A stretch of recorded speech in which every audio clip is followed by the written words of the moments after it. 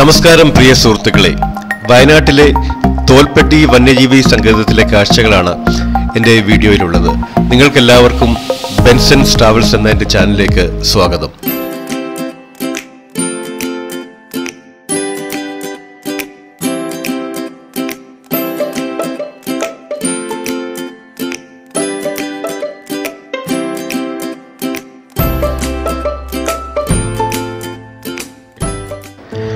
വയനാട്ടിലെ സുൽത്താൻ ബത്തേരിക്ക് അടുത്തുള്ള പനമരം എന്ന സ്ഥലത്തെ പാം ഗ്രോവ് റിട്രീറ്റിലാണ് ഞങ്ങളുടെ താമസം. 6 മുറികളും സിറ്റൗട്ടും കിച്ചണുമൊക്കെയുള്ള ഈ പ്രോപ്പർട്ടിയിൽ 2-3 ഫാമിലികൾക്ക് സുഖമായിട്ട് താമസിക്കാം. ഡിസംബർ ജനുവരി മാസങ്ങൾ കാപ്പിയുടെ വിളവെടുപ്പിന്റെ സീസണാണ്. ഈ എസ്റ്റേറ്റിൽ സ്ഥിരമായി കർണാടകത്തിൽ നിന്ന് വരുന്ന തൊഴിലാളികളാണ് കാപ്പിയുടെ വിളവെടുക്കുന്നത്.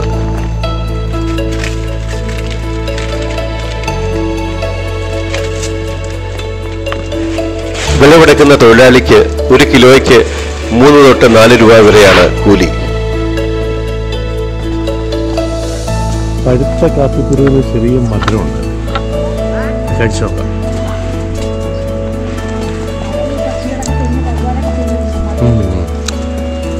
ചെറിയൊരു മധുരമുണ്ട് കാപ്പിക്കുരു.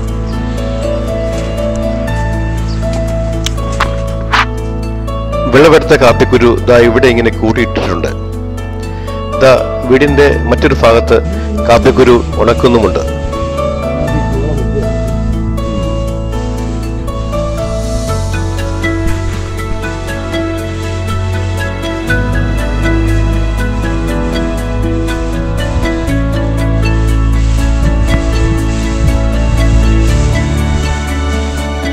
വയനാട്ടിലെ സുൽത്താൻ ബത്തേരിയിലും കൽപ്പറ്റയിലും ഒക്കെ നിങ്ങൾക്ക് നല്ല കാപ്പിപ്പൊടി വാങ്ങിക്കാൻ കിട്ടും. അതുകൊണ്ട് വയനാട് വരുമ്പോൾ മറക്കാതെ കാപ്പിപ്പൊടി വാങ്ങിക്കുക. ഇത് അനിത ഈ വീടിന്റെ കെയർടേക്കറാണ്. ഈ വീടും പരിസരവും ഇത്ര വൃത്തിയായി സൂക്ഷിക്കുന്നതിൽ അനിതയുടെ പങ്ക് ഒട്ടും ചെറുതല്ല. അപ്പൊ 1 കിലോയ്ക്ക് 3 രൂപ അല്ലേ? പൈസ നമ്മൾ ഒരുമിച്ച് കൊടുക്കും, അങ്ങനെ അല്ലേ? പൈസ ഒരുമിച്ച് കൊടുക്കും. ഫാമിലി ആവും അല്ലേ? അങ്ങനെ ഫാമിലി ആവല്ലേ? ഫാമിലി. അടുത്ത ദിവസം രാവിലെ വയനാട്ടിന്റെ കോഫിയുടെ ടേസ്റ്റ് ഒക്കെ അറിഞ്ഞിട്ട് ഞങ്ങൾ തോൽപ്പെട്ടിയിലേക്ക് പുറപ്പെടുകയാണ്. കുറച്ച് താമസിച്ചാണ് ഞങ്ങൾ ഞങ്ങളുടെ യാത്ര ആരംഭിച്ചത്. അതുകൊണ്ട് പോകുന്ന വഴിയിൽ കണ്ട ഈ വീട്ടിലെ ഊണ് ഞങ്ങൾ കഴിച്ചു.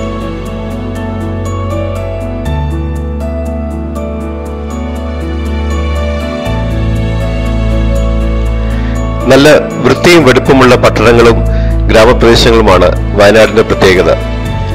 സുരക്ഷയെ കൂടാതെ ഏത് ടൂറിസ്റ്റും ആഗ്രഹിക്കുന്നത് നല്ല ഭക്ഷണവും വൃത്തിയും വെടുപ്പുമാണല്ലോ.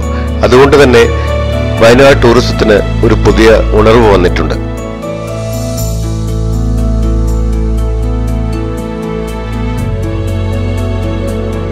ഇടതൂർന്ന വൃക്ഷങ്ങളുടെ ഇടയിലൂടെയുള്ള യാത്ര പലപ്പോഴും ഒരു കാടിന്റെ നടുവിലാണോ നമ്മളെന്ന് സംശയം ജനിപ്പിക്കുന്നു.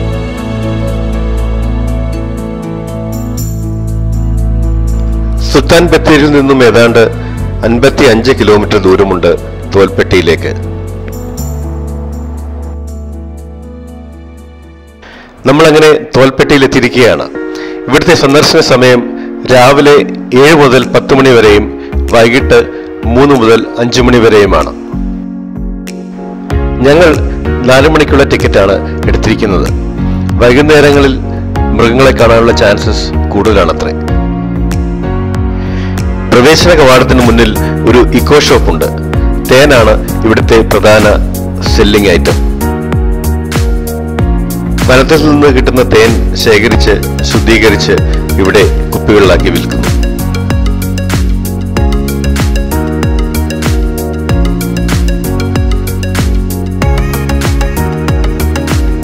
കുർച്ചികെ കീരെ എന്ന ആദിവാസി വാക്കിന്റെ അർത്ഥം വെയിറ്റിംഗ് ഷെഡ് എന്നാണ്. പ്രവേശന കവാടത്തിന് മുന്നിലുള്ള ടിക്കറ്റ് കൗണ്ടറിലേക്ക് ഞങ്ങൾ നടന്നു.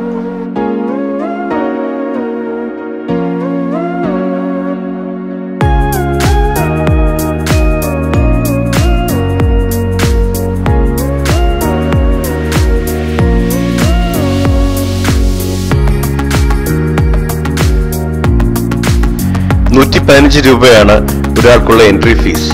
അതുകൂടാതെ നമ്മൾ സഫാരി ജീപ്പ് വാടകയ്ക്ക് എടുക്കുമ്പോൾ 2100 രൂപയാണ് 4 പേർക്ക് ചാർജ് ചെയ്യുന്നത്.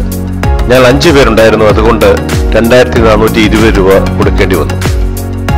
ഇവിടെ പേയ്മെന്റ് സ്വീകരിക്കുന്നത് UPI ട്രാൻസാക്ഷൻ മുഖാന്തരമോ അല്ലെങ്കിൽ കാർഡ് മുഖാന്തരമോ മാത്രമാണ്.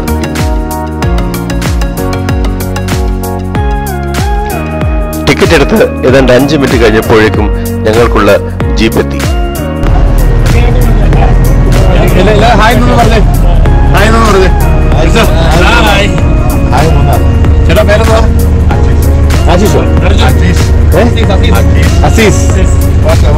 ഓക്കെ.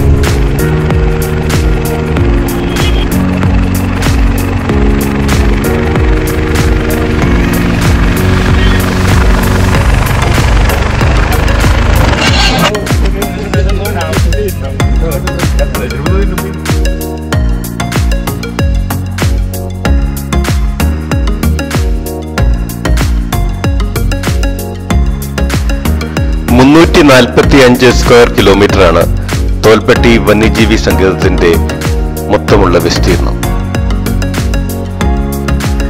വലിയ പ്രതീക്ഷയോടെയാണ് ഞങ്ങൾ ഈ യാത്ര തുടങ്ങുന്നത്. സാധാരണ വന്യജീവി സങ്കേതങ്ങളിൽ പോയാൽ മൃഗങ്ങളെ കാണാൻ കഴിയുന്നത് അപൂർവമായിരിക്കും. അതിന് കാരണം മറ്റൊന്നുമല്ല, പ്രത്യേകിച്ചും മഴ കഴിഞ്ഞുള്ള സീസണുകളിൽ ഇഷ്ടം പോലെ തീറ്റി വനത്തിനുള്ളിൽ തന്നെ ഉള്ളപ്പോൾ മൃഗങ്ങളൊന്നും തീറ്റ തേടി പുറത്തു വരാറില്ല. എങ്കിലും വൈകുന്നേര സമയമായതുകൊണ്ട് ഞങ്ങൾക്ക് ഭാഗ്യമുണ്ടെങ്കിൽ മൃഗങ്ങളെ കാണാൻ കഴിയുന്നുള്ള വിശ്വാസത്തിലാണ് ഈ യാത്ര.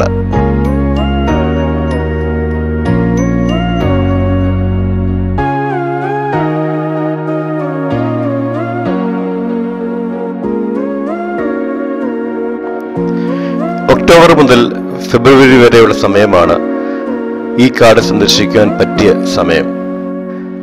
ചൂടും മഴയുമുള്ള സമയങ്ങളിൽ യാത്ര ഒഴിവാക്കിയത് തന്നെയാണ് നല്ലത്.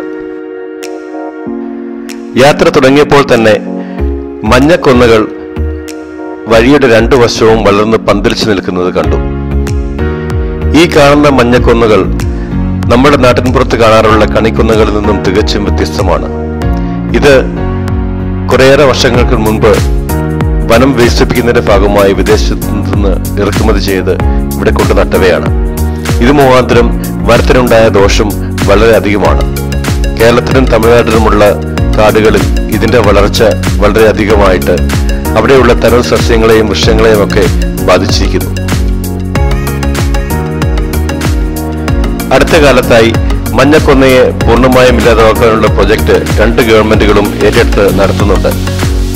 ഇവിടുത്തെ സ്ഥിതി കണ്ടിട്ട് ഈ പ്രൊജക്ട് കുറച്ച് സ്ലോ ആയിട്ടാണ് നീങ്ങുന്നതെന്ന് തോന്നുന്നു.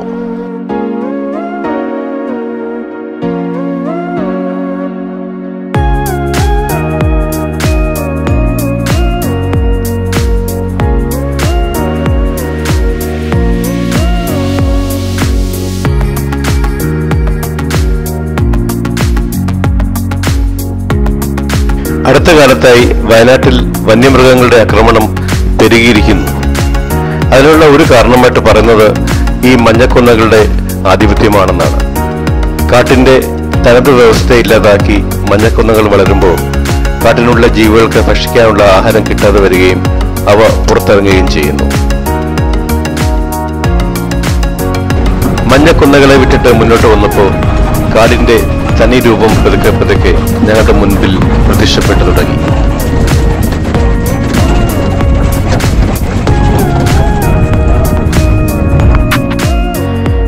ഇടതൂർന്ന കാടുകളും പുൽമേടുകളുമൊക്കെ ഞങ്ങളുടെ യാത്രയിൽ പതുക്കെ പ്രത്യക്ഷപ്പെട്ടു തുടങ്ങി. ഇതുവരെയുള്ള യാത്രയിൽ ഞങ്ങൾക്ക് ഒരു മൃഗങ്ങളെയും കാണാൻ കഴിഞ്ഞില്ല എന്നുള്ളത് ഒരു ദുഃഖസത്യമായിട്ട് ഇങ്ങനെ നിൽക്കുകയാണ്. മൃഗങ്ങളെ കൂടാതെ ഏതാണ്ട് 300-ലധികം പക്ഷികളുടെ ആവാസ കേന്ദ്രമാണ് തോൽപ്പെട്ടി വനമേഖല. ഏതാണ്ട് 90-നടുത്ത് ആനകളും 35-നടുത്ത് കടുവകളും ഈ ഫോറസ്റ്റിലുണ്ടെന്നാണ് ഡ്രൈവർ ഞങ്ങളോട് പറഞ്ഞത്. വന്യജീവികൾ പുറത്തിറങ്ങി ആൾക്കാരെ ആക്രമിക്കാതിരിക്കുവാൻ വേണ്ടി വനത്തിനുള്ളിൽ തന്നെ ധാരാളം പുതിയ കുളങ്ങൾ കുഴിക്കുന്നുണ്ട് ഗവൺമെന്റ് ഇപ്പോൾ. ഇതിന് കാരണം കുളങ്ങൾക്ക് ചുറ്റും ചെടികൾ തഴച്ചു വളരുവാനും മറ്റുള്ള മൃഗങ്ങൾക്ക് വളരുവാനുള്ള ഒരു ആവാസ വ്യവസ്ഥ രണ്ടാമത് ക്രിയേറ്റ് ചെയ്യാൻ വേണ്ടിയാണ്.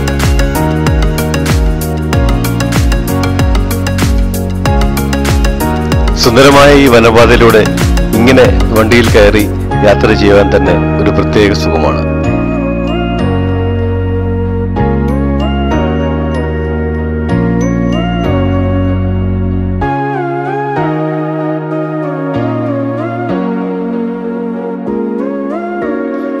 പോകുന്ന വഴിയിൽ കുറച്ച് വർഷങ്ങൾക്ക് മുൻപ് ഇവിടുത്തെ ഒരു ഫോറസ്റ്റ് വാച്ചറിനെ രാത്രി കടുവ പിടിച്ച കാര്യവും അങ്ങനെയുള്ള കാടുമായി ബന്ധപ്പെട്ട കഥകളും ഡ്രൈവർ ഞങ്ങളോട് പറഞ്ഞുകൊണ്ടിരുന്നു. കാട് ഇവരുടെ ജീവിതത്തിന്റെ ഒരു അവിഭാജ്യ ഘടകമാണ്. അതുകൊണ്ട് ഇവരുടെ ജീവിതം ചുറ്റിക്കറങ്ങുന്നതും ഈ കാടിലും അതിനു ചുറ്റുമുള്ള ആൾക്കാരുടെയും മൃഗങ്ങളുടെയും ഒക്കെ ഇടയിലാണ്.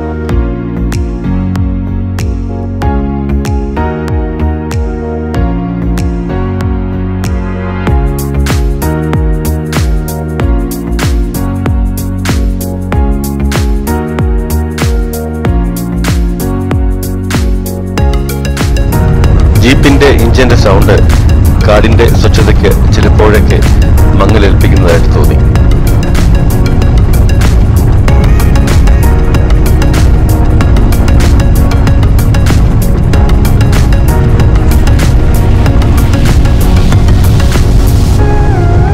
യാത്രയിൽ പലയിടത്തും ചെറിയ ഇറക്കങ്ങൾ ഉണ്ടായിരുന്നത് കൊണ്ട് ആ ഭാഗത്തെല്ലാം ഇഞ്ചിൻ ഓഫ് ചെയ്താണ് ഡ്രൈവർ വണ്ടി ഓടിച്ചത്.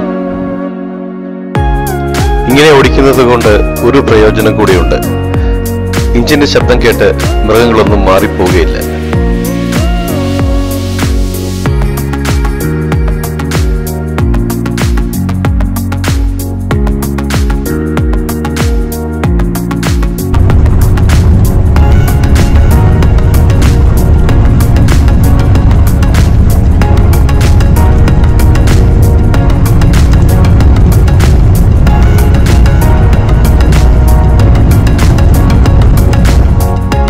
പോകുന്ന വഴിയിൽ ഇവിടെ ഒരു വാച്ച് ടവർ ഉണ്ട്.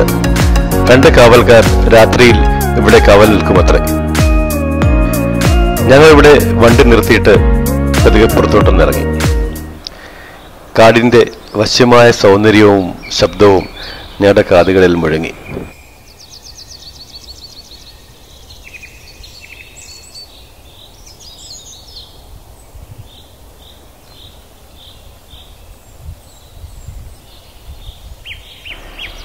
യാത്ര തുടരുമ്പോൾ ഞങ്ങളുടെ മുന്നിൽ റോഡ് ക്രോസ് ചെയ്ത് ഒരു കലവാൻ കൂട്ടം.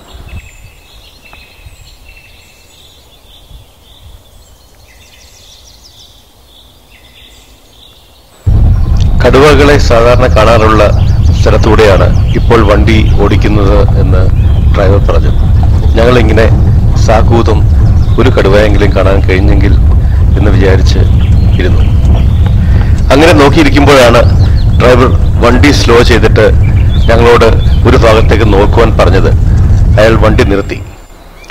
റോഡിന്റെ ഒരു സൈഡിൽ ഒരു കടുവ എങ്ങനെ വിശ്രമിക്കുന്നു. ഞങ്ങളെ കണ്ടതും അത് കുറച്ചു നേരം നോക്കി നിന്നിട്ട് പതുക്കെ എഴുന്നേറ്റ് കാടിനുള്ളിലേക്ക് മറഞ്ഞു.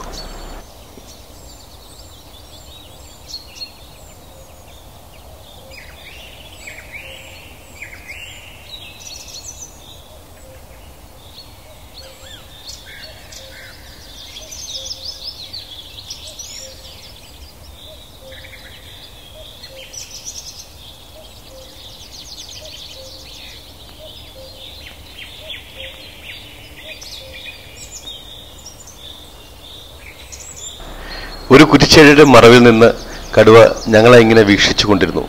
പിന്നെ അത് പുറത്തു വന്നില്ല. ഞങ്ങൾ കുറച്ചു നേരം വെയിറ്റ് ചെയ്തു. എന്നിട്ട് ഞങ്ങളെ യാത്ര തുടർന്നു. നേരം സന്ധ്യയോടടുക്കുന്നു. ഞങ്ങൾക്ക് താമസിയാതെ തന്നെ വനത്തിന്റെ പുറത്ത് എത്തണം. ഡ്രൈവർ കുറച്ചുകൂടെ സ്പീഡിൽ വണ്ടി ഓടിച്ചുകൊണ്ടിരുന്നു. പോകുന്ന വഴിയിൽ പണ്ട് ബ്രിട്ടീഷുകാർ പണിത ഒരു മരപ്പാലം ക്രോസ് ചെയ്തിട്ട് വേണം ഞങ്ങൾക്ക് മെയിൻ റോഡിലെത്തുവാൻ.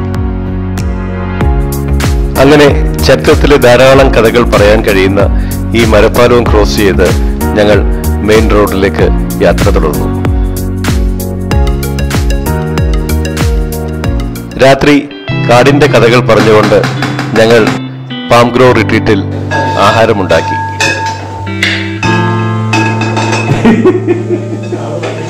കൂടിയ ആൾക്കാരൊക്കെ ഇങ്ങനെ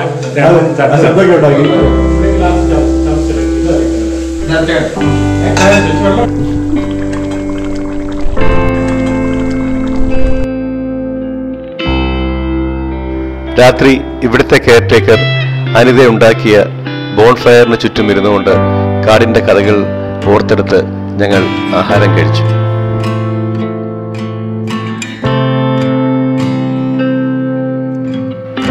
വീഡിയോ ഇഷ്ടമായെങ്കിൽ സബ്സ്ക്രൈബ് ചെയ്യാൻ മറക്കരുത്. This is Benson signing off from Benson's travels.